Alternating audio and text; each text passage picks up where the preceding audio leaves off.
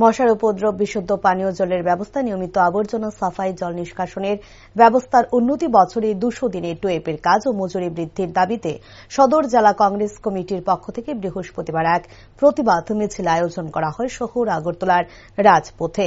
এ বিষয়ে বিস্তারিত জানাতে গিয়ে একজন নেতৃত্ব বলেন, গোটা রাজ্য জুড়ে মশার বাড়ন্ত বৃদ্ধি পেয়ে চলছে, আর তাতে করে এক প্রকারের অসুবিধার সম্মুখীন হতে হচ্ছে সাধারণ জনগণের। তাই মশার উপদ্রব কমানোর লক্ষ্যে এগিয়ে আসার জন্য আহ্বান রাখেন মেয়র দীপক মজুমদারের কাছে।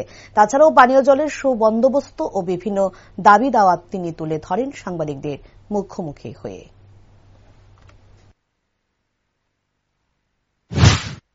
সদর জেলা কংগ্রেসের পক্ষ থেকে শহরবাসীর যে যন্ত্রণা, এই যন্ত্রণা আটকে নিয়ে আজ আমরা পৌর নিগমের মেয়রের কাছে যে প্রতিষ্ঠান দিতে যাচ্ছি।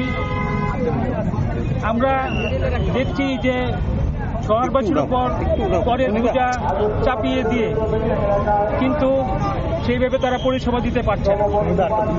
গরম পড়ার সাথে সাথেই আমরা মশার জ্বালায় অতিষ্ঠ হয়ে গেছি।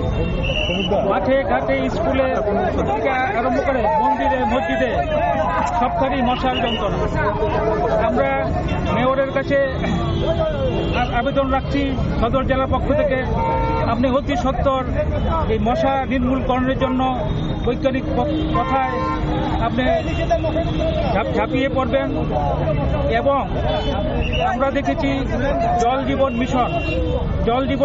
মিশনের নামে যে কেলেঙ্কারি, আমরা দেখছি শহর ঘোরাঘুরি করার পর পাইপ বসিয়েছে ঠিকই, কিন্তু স্বচ্ছ জলের পরিবর্তে অস্বচ্ছ জল কিছু কিছু এলাকায় আসছে, সব এলাকায় জল আসছে না। আমরা এটাকে নজর দেওয়ার জন্য আমরা মেয়রের কাছে